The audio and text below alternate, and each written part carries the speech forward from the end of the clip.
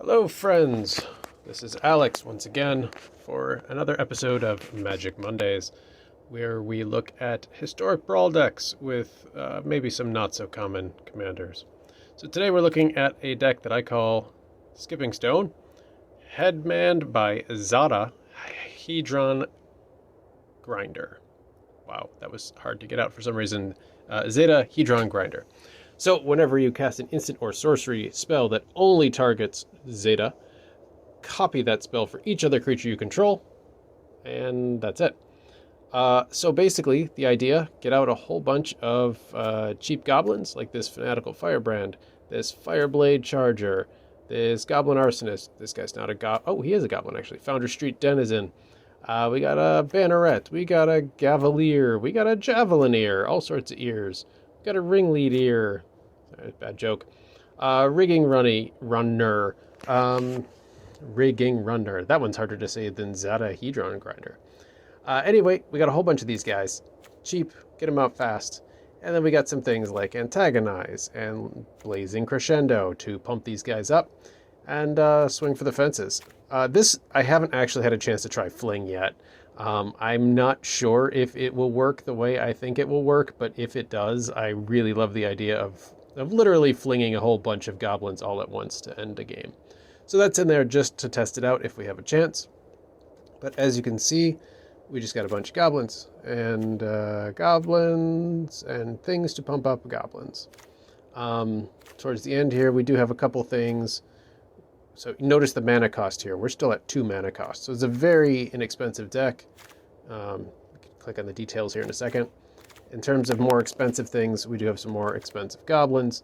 And this guy, just because, you know, red source, plus 2 damage, it makes sense to me.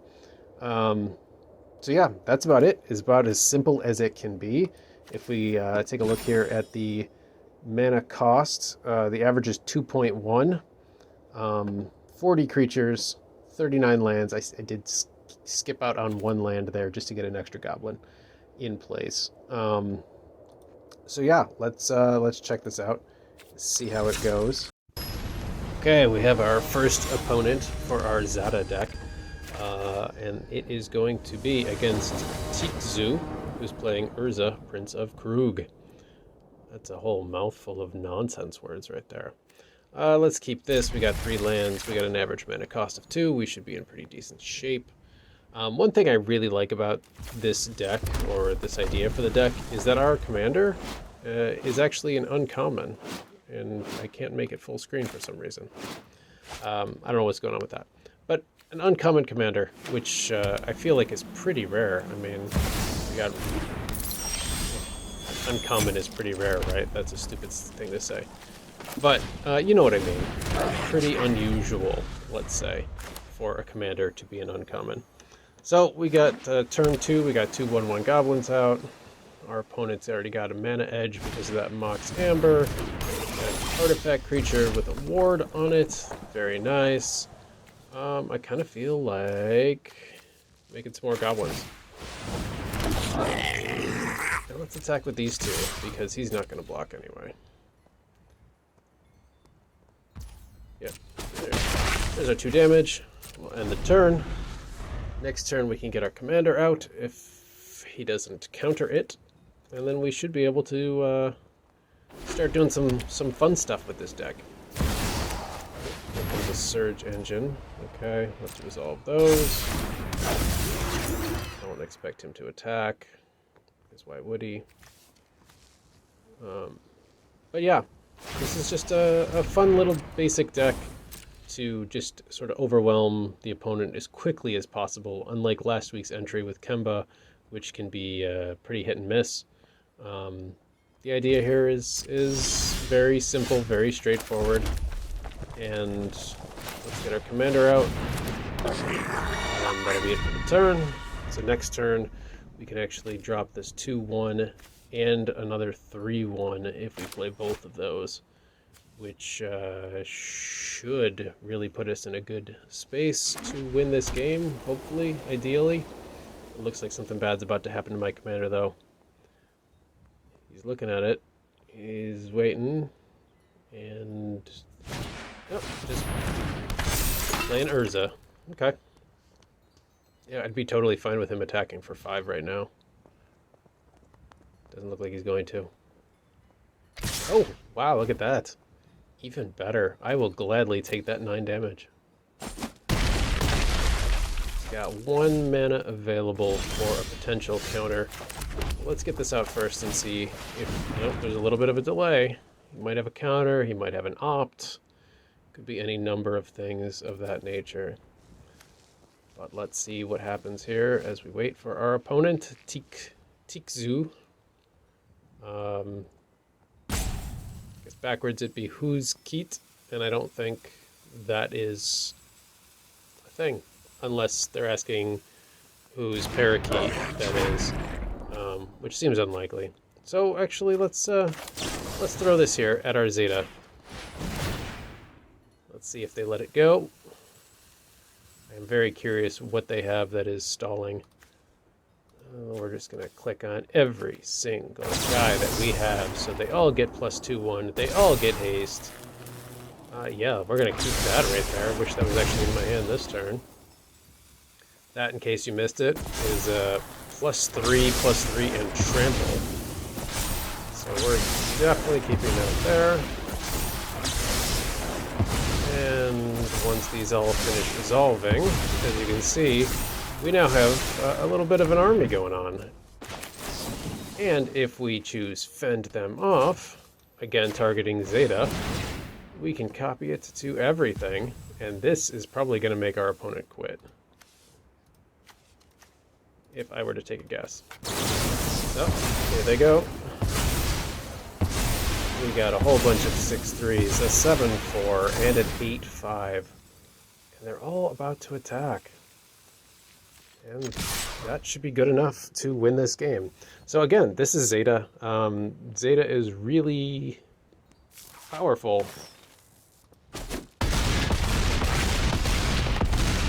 As you can see, with a good draw, that's a pretty quick victory, pretty convincing victory. Okay, on to game 2. Our opponent is Chang Dynasty with, ooh, Queen Among Bears, very nice. That's a commander that doesn't come up too often. We don't have quite as nice of a curving out here on our opening hand, but we do have quite a few goblins available.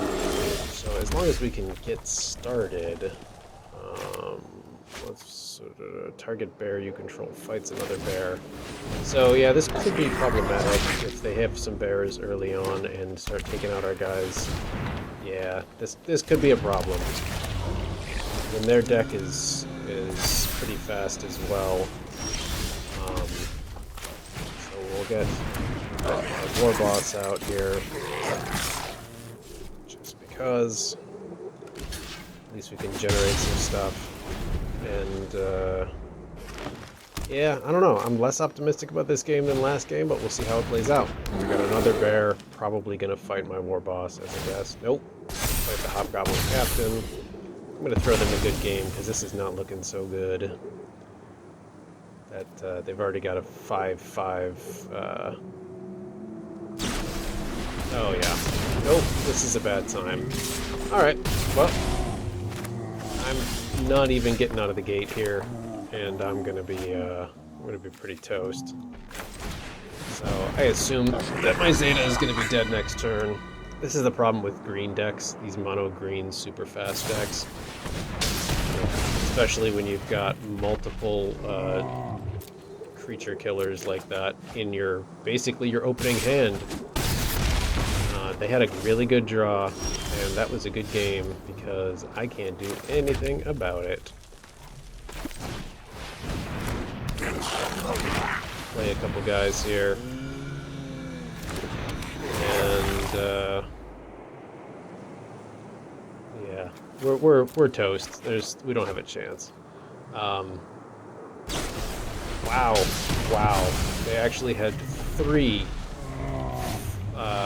deals damage in their opening hand. That was pretty nice. Or they're opening 14 cards, so basically they're opening 2 hands. They had 3 of those. and there's nothing I can do about that. I'd actually really like to face this deck again, because that card luck is pretty ridiculous. I can't imagine the odds of getting that in your opening 2 hands, and just having that kind of luck. Pretty impressive. Pretty impressive showing here from the Ayula Queen Among Bears deck. Let's just take that damage and call it. And that's it.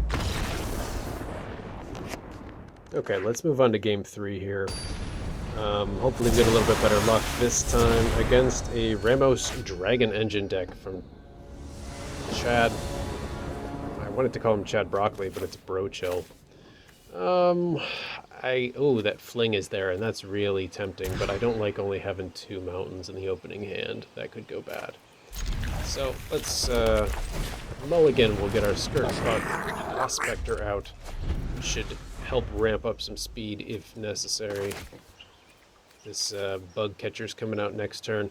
I do want to apologize. I don't know quite what's going on with the video quality, the recording. I'm having issues with OBS, so I'm using the Windows Game Bar, or the Xbox Game Bar, and I'm not super thrilled with the output here, but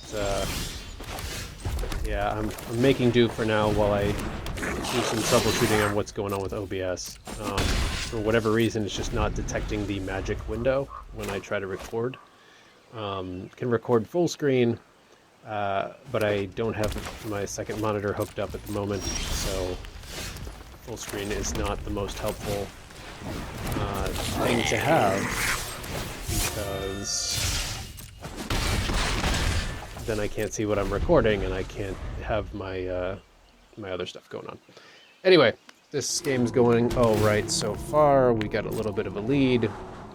The Ramos is